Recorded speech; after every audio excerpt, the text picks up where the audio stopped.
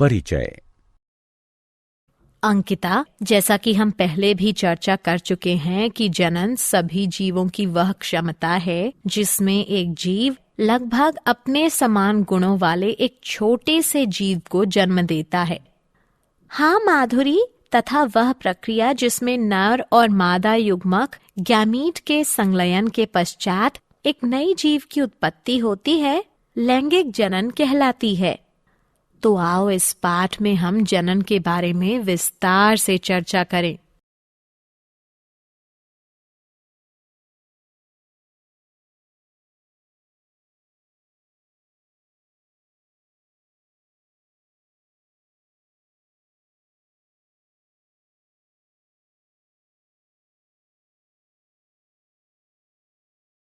उद्देश्य।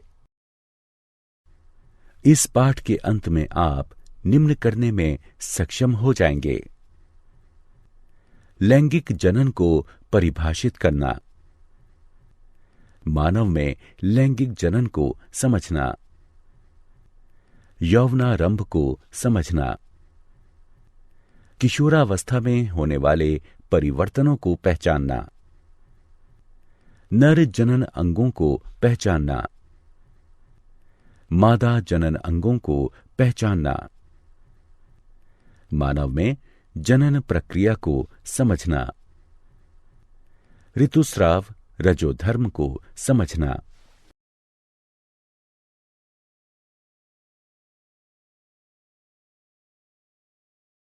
मानव में लैंगिक जनन। मनुष्य एक लिंगी या एकालिंगाश्रयी होते हैं। दो लिंग निश्चित बाह्य अकार्यकी लक्षणों, जिन्हें द्वितीयक लैंगिक गुण कहते हैं, उसमें भी भिन्न होते हैं। इसे लैंगिक द्विरूपता कहते हैं। मानव में जनन अंग नर में वृषण और मादा में अंडाशय यौवनारंभ की प्राप्ति के पश्चात कार्य करना प्रारंभ कर देते हैं। यौवनारंभ या लैंगिक परिपक्वता। किशोरावस्था के दौरान यानी समय में यौवनारंभ लैंगिक परिपक्वता की वो अवधि है जिसमें जनन अंग सक्रिय हो जाते हैं। मानव नरों में लैंगिक परिपक्वता 13-14 वर्ष की आयु में, जबकि मादाओं में 10-12 वर्ष की आयु में प्रारंभ हो जाती है। वृषण और अंडाशय जीवन क्षमता वाले युग्मकों को उत्पन्न करते हैं तथा ये हार्मोनों जैसे नरों में वृषण द्वारा टेस्टोस्टेरोन और मादाओं में अंडाशय द्वारा एस्ट्रोजेन तथा प्रोजेस्टेरोन को भी स्रावित करते हैं। नर जनन तंत्र।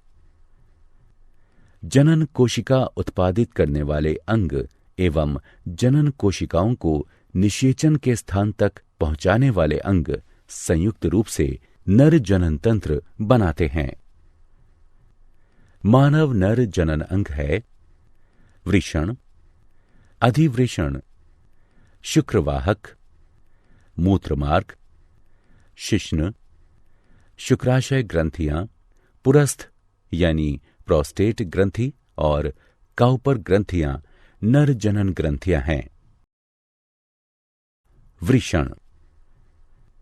वृषण छोटे आकार के एक जोड़े अंडाकार और गुलाबी रंग के अंग होते हैं, जो कि एक पतली भित्ति त्वचीय थैली, जिसे वृषण कोश कहते हैं, उसमें उपस्थित होते हैं।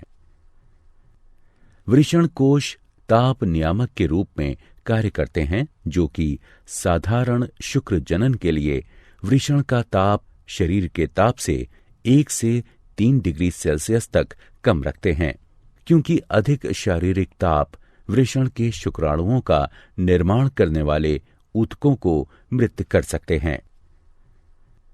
वृषण में शुक्राणु का निर्माण करने वाली जनन ग्रंथियों सहित लगभग 900 पतली तथा घुमावदार शुक्र जनक नलिकाएं पाई जाती हैं।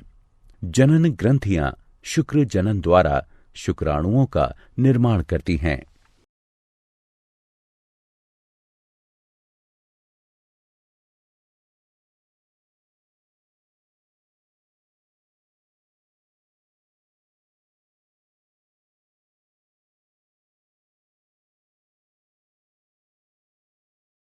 अधिवृषण यानी एपिडिडिमिस।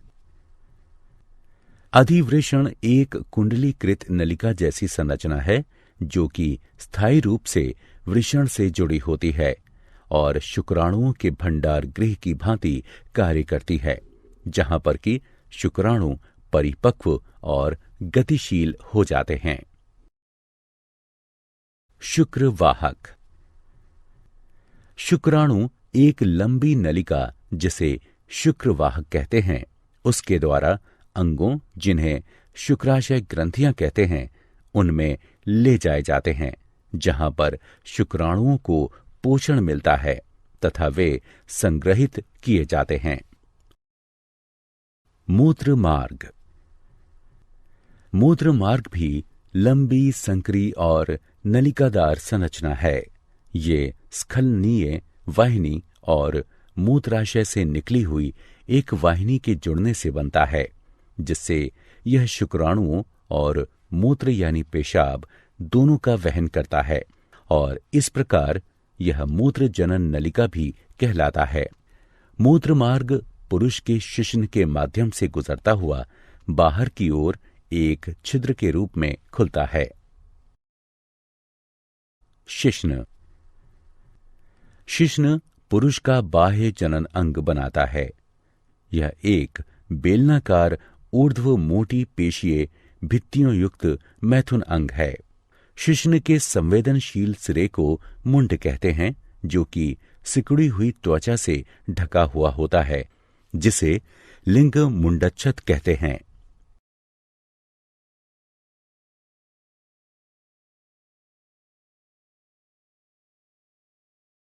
नर जनन ग्रंथियां। नर में 3 प्रकार की जनन ग्रंथियां पाई जाती हैं। शुक्राशय ग्रंथियां, पुरस्थ यानी प्रोस्टेट ग्रंथियां और काउपर ग्रंथियां। शुक्राशय ग्रंथियां एक जोड़ी पतली भित्ति युक्त पेशीय लंबी पुट्टियां यानी सैक होती हैं, जो कि शुक्राणुओं के पोषण के लिए तरल स्रावित करती हैं। पुरुस्थ यानी प्रोस्टेट ग्रंथि एक एकाकी, दीर्घाकार तथा पलिरूपित ग्रंथि है, जो कि मूत्राशय के बिल्कुल नीचे स्थित होती है। यह तरल स्रावित करती है, जो कि मूत्र मार्ग में मुक्त किया जाता है। काउपर ग्रंथियां एक जोड़ी सफेद मटर के बीज के आकार की ग्रंथियां हैं, जो कि शिश्न के आधार पर उपस्थित होती हैं। यह क्षारीय वीर्य का स्रावण करती हैं, जो कि मूत्र की अम्लता को उदासीन करता है तथा शुक्राणुओं को सक्रिय करता है और शुक्राणुओं को पोषण प्रदान करता है। शुक्राणु। पुरुष शुक्राणु अति सूक्ष्म, गतिशील और कशाभीय युग्मक होता है। यह शीर्ष, मध्यखंड और एक कंपनशील पूंछ का बना होता है। यह अंडाणु के साथ संलयित होता है और जनक जीन को संतति तक पहुंचाता है। मादा जनन तंत्र। मादा जनन कोशिकाएं या अंड अंडाशयों में बनते हैं तथा कुछ हार्मोनों के निर्माण के लिए भी उत्तरदायी होते हैं। मादा मानव के जनन अंग हैं अंडाशय, अंडवाहिनी नलिकाएं, गर्भाशय, योनि, मादा जनन ग्रंथियां जैसे बार्थोलिन ग्रंथियां और स्तन। अंडाशय। अंडाशय मादाओं का प्राथमिक जनन अंग है। यह एक जोड़ा छोटे आकार की बादाम की आकृति वाली और सफेद रंग की संरचनाएं होती हैं, जो कि उदर के श्रोणि में उपस्थित होती हैं। आंतरिक रूप से प्रत्येक अंडाशय बहुत संख्या में अपरिपक्व प्राथमिक या अंडाशय पुटक के साथ होते हैं। अंडाशय अंडजनन यानी उजेनेसिस के द्वारा जनन कोशिका में अंड बनाता है तथा एस्ट्रोजेन तथा प्रोजेस्टेरोन का स्रावण करता है। अंडवाहिनी नलिका।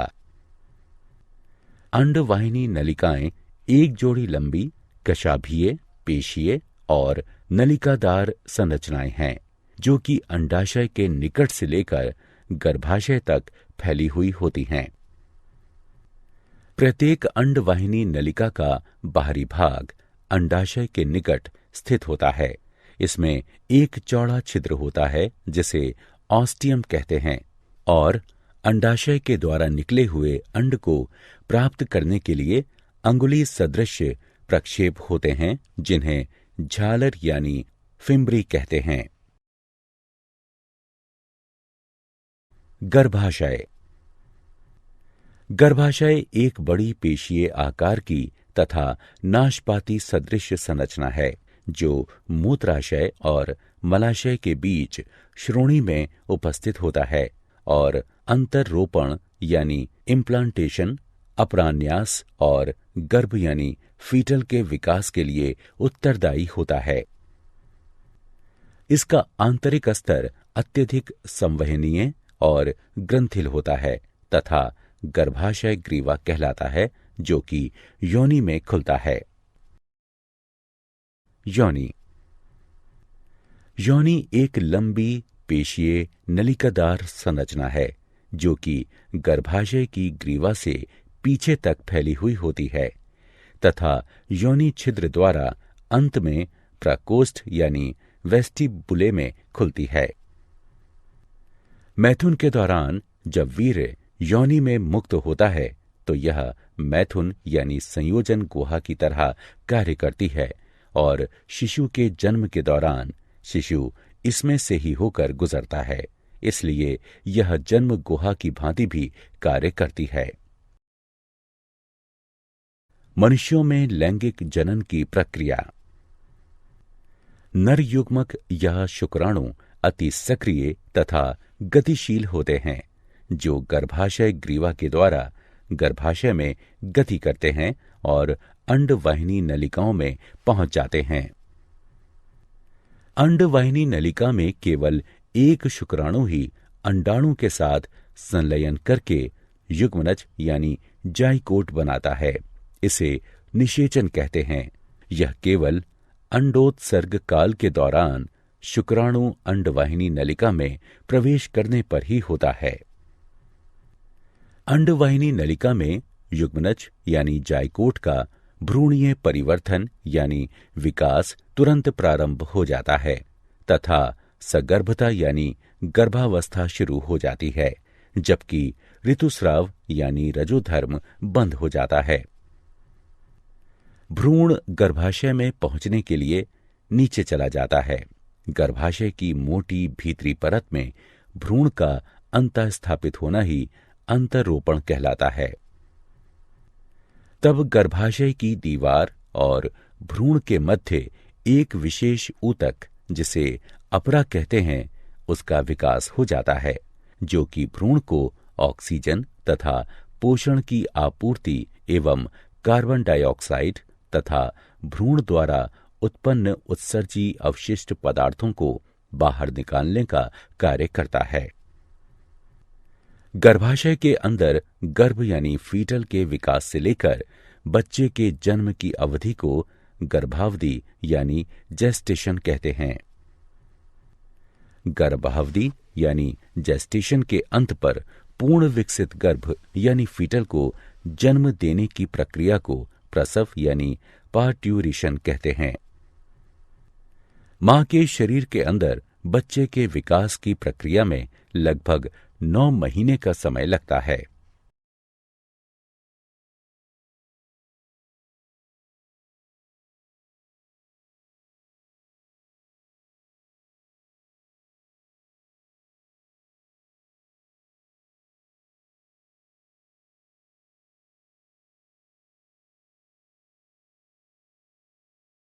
ऋतुस्राव यानी रजोधर्म।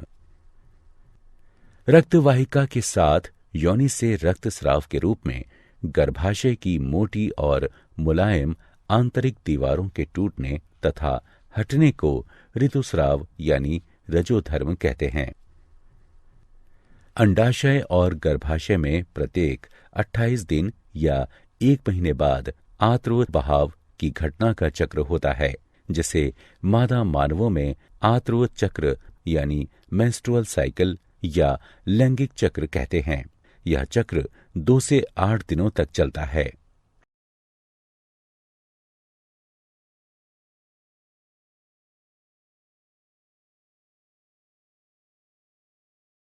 क्या आप जानते हैं शुक्राणु वीर्य यानी सीमेन का केवल 10% भाग ही बनाते हैं। मादा एक वर्ष में लगभग 13 अंडे देती है, जबकि मादा मानव जनन काल के दौरान लगभग 416 अंडे देती है। मानव मादा में यौवनारंभ पर प्रथम ऋतुस्राव रजोधर्म, जिसे रजोदर्शन यानी मैनार्क कहते हैं, इसका प्रारंभ होता है। रजोनी वृत्ति यानी मीनोपॉज वह काल है जब मादा मानवों में अंडोत्सर्ग और आत्रो चक्र स्थायी रूप से हमेशा के लिए बंद हो जाता है। नए जन्मे शिशु का औसत भार 3.5 किलोग्राम होता है। सारांश। आइए हमने जो कुछ सीखा है उसे संक्षेप में दोहराएं। मानव एक लिंगी होते हैं तथा लैंगिक द्विरूपता दर्शाते हैं। नर जनन तंत्र वृषण, अधिवृषण, शुक्रवाहक, मूत्रमार्ग और शिश्न से मिलकर बनता है। शुक्राशय ग्रंथियां पुरुस्थ यानी प्रोस्टेट ग्रंथियां और काउपर ग्रंथियां नर की सहायक जनन ग्रंथियां हैं। मादा जनन तंत्र अंडाशय, अंडवाहिनी नलिका, गर्भाशय, योनि और भग से मिलकर बनता है। बार्थोलिन ग्रंथियां और स्तन मादाओं की सहायक जनन ग्रंथियां हैं। आर्तव चक्र के अंतर्गत अंडाशय में होने वाले चक्रीय परिवर्तन और जनन काल के दौरान मादा जनन क्षेत्र में होने वाले परिवर्तन सम्मिलित हैं। यह चक्र लगभग 1 माह में पूरा होता है। यह 4 प्रावस्थाओं पुटक प्रावस्था, अंडोत्सर्ग प्रावस्था, स्रावी प्रावस्था और आर्तव प्रावस्था से मिलकर बना होता है। यह यौवनारंभ पर प्रारंभ होता है और रजोनी वृत्ति यानी मीनोपॉज पर पूर्ण रूप से बंद हो जाता है। भ्रूणीय परिवर्धन के अंतर्गत घटनाओं की एक श्रृंखला होती है, जिसमें युग्मनज जाइगोट एक भ्रूण में बदल जाता है। इसके अंतर्गत प्रावस्थाएं जैसे युग्मक जनन यानी गैमीटोजेनेसिस, निषेचन, विदलन यानी क्लीवेज, अंतरोपण, अपरान्यास, गर्भावधि यानी जेस्टेशन, अंडजनन यानी उजेनेसिस और प्रसव यानी पार्ट्यूरेशन सम्मिलित होती हैं।